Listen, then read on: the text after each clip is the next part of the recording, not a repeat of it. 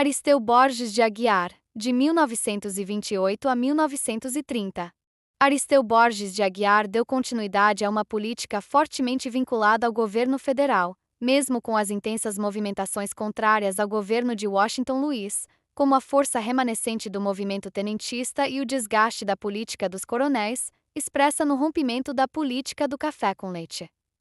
Seu governo foi marcado pela perseguição aos partidários da Aliança Liberal no Estado e acabou sofrendo grande oposição quando um comício promovido pelos aliancistas nas escadarias do Colégio do Carmo foi duramente reprimido, fato ocorrido em 13 de fevereiro de 1930 e acabou entrando para a história como o Massacre de 13 de fevereiro.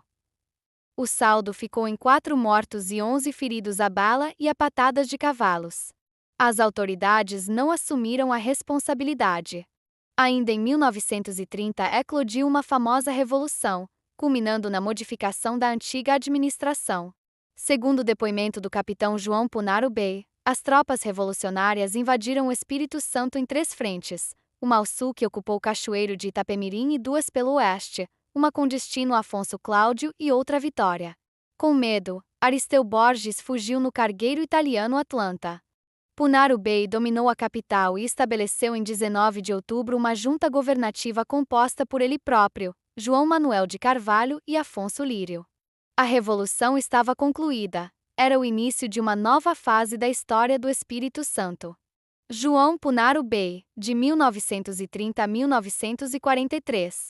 Após a Revolução de 1930, Getúlio Vargas passou a nomear os chefes do executivo e Punaro Bey foi o escolhido no Espírito Santo. Bey administrou o Espírito Santo em 3 momentos distintos. Primeira Interventoria de 1930 a 1935. Fase Constitucional de 1935 a 1937. Segunda Interventoria de 1937 a 1943. Assumindo a administração em um momento turbulento e comprometendo-se em sanar as dívidas assumidas pelo Estado no seu projeto de industrialização, Punaro Bey iniciou uma política de redução dos gastos públicos que chegou em alguns setores a um corte de 67% do orçamento do governo, desenvolvendo um conjunto maciço de demissões de apadrinhados das oligarquias cafeicultoras, que antes decidiam sobre onde investir o dinheiro público. Mesmo com a redução fabulosa do orçamento, Bey ainda se comprometeu com os investimentos no campo da educação, elevando de 5 para 20 o número de grupos escolares, criou as faculdades de Direito, Farmácia e Odontologia, investiu na saúde, criou o Hospital Infantil Nossa Senhora da Glória, Hospital dos Servidores, Sanatório Getúlio Vargas, Asilo dos Velhos e o Preventório Alzira Bey. Durante sua administração constitucional, sendo eleito pelo voto indireto, já se manifestavam antigos grupos políticos de prestígio no Espírito Santo. Sob um novo estigma político, 2 novos partidos destacam-se: Partido da Lavoura (PL), integrado por pessoas de destaque de momentos anteriores da política capixaba, como a família Monteiro. O outro era o Partido Social Democrático do Espírito Santo (PSD), integrado por Punaro Bey, Jones dos Santos Neves, Carlos Lindenberg, Fernando de Abreu e outros. Bey defendeu um projeto de diversificação da economia capixaba e investiu em cacau, feijão, milho, mandioca, criando a Escola Prática de Agricultura de Santa Teresa e o Instituto de Crédito Agrícola do Espírito Santo, que tinha por finalidade subsidiar as plantações. Essa instituição futuramente se transformaria no Banestes. Na mesma época, o Porto de Vitória foi aparelhado para agilizar o escoamento e o recebimento de produtos e a pecuária extensiva também foi seu alvo de investimentos. Isso confirma uma iniciativa voltada exclusivamente para o campo, ainda sem uma política decisiva de investimentos na indústria. Em 1942, perto do fim da administração de Bey, foi fechado um acordo entre Brasil, Estados Unidos e a Inglaterra. Nesse acordo, o Brasil se comprometeria em fornecer minério de ferro para os ingleses, garantindo matéria-prima para se sustentarem na Segunda Guerra e para sua futura reconstrução. Ao Brasil caberia receber tecnologia e investimentos para a construção da infraestrutura para o escoamento do minério.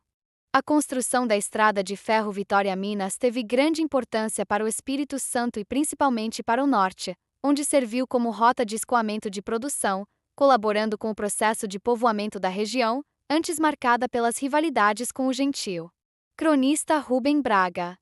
Nascido em Cachoeiro de Itapemirim em 1913, aos 15 anos foi para o Rio de Janeiro, entrou para a Faculdade de Direito em 1931, mas mudou-se para Minas Gerais, onde concluiu seus estudos.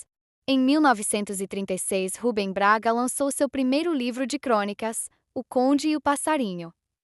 Acabou trocando a carreira de advogado, quando entrou para o jornal Diário da Tarde, pela de cronista. Atuou como correspondente na Segunda Guerra Mundial e na Revolução Constitucionalista e foi embaixador no Marrocos. Entretanto, sua grande paixão foram as crônicas. Rubem Braga escreveu mais de 15.000 crônicas e publicou 11 livros, entre eles A Borboleta Amarela, Com a Febre na Itália, As Boas Coisas da Vida. Rubem Braga morreu aos 77 anos, em 1990, deixando uma herança cultural inestimável para o povo capixaba. Repercussões da Segunda Guerra Mundial no Espírito Santo. O Espírito Santo sofreu consequências diretas da Segunda Guerra Mundial. Naquela época, o quadro populacional capixaba já era composto, em grande parte, por imigrantes principalmente da Alemanha e Itália. Punaro Bey é o administrador que mais tempo fica no poder durante a fase da guerra e também é o responsável por uma política de perseguições e discriminação contra os imigrantes. Grande parte desses imigrantes havia sofrido fortes influências do fascismo italiano, do nazismo alemão, do salazarismo português e do franquismo espanhol. Todos esses eram movimentos totalitários de direita que em seus países tiveram sucesso após a Primeira Guerra Mundial. Com inspiração nesses movimentos surgiu no Brasil o integralismo.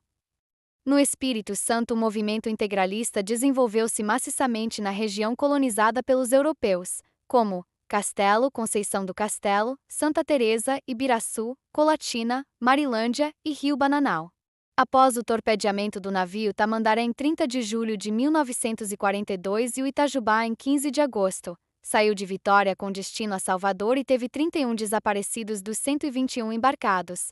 Supostamente pelos alemães, são iniciadas manifestações contra o eixo e são levantados supostos traidores da pátria. Muitos imigrantes foram presos e por um decreto as propriedades dos Quinta Colunas, imigrantes perseguidos e acusados de espionagem, foram confiscadas para pagar os danos causados pelos seus respectivos países ao nosso governo. Boa parte desses imigrantes, vivendo na miséria, acabaram na periferia, região do atual bairro de Maruípe. A essa altura, a pronúncia dos idiomas italiano e alemão estavam terminantemente proibidos, houve invasões de escolas e afastamentos de professores. Até figuras políticas das regiões de maior fluxo de imigração acabaram perseguidas pelo governo. Antes de uma nova eleição direta, ainda tivemos outros administradores indicados pelo governo, após Punaro Bey. São eles, Johnny Santos Neves, de janeiro de 1943 até outubro de 1945, José Rodrigues Sete, de outubro a novembro de 1945, Otávio de Carvalho Lengruber, de novembro de 1945 a fevereiro de 1946, Aristeu Campos, de fevereiro a outubro de 1946 e Moacir Ubirajara, de outubro de 1946 a março de 1947. Importante ressaltar que a política de perseguição ainda perdurou no Espírito Santo em alguns lugares, mesmo após a guerra.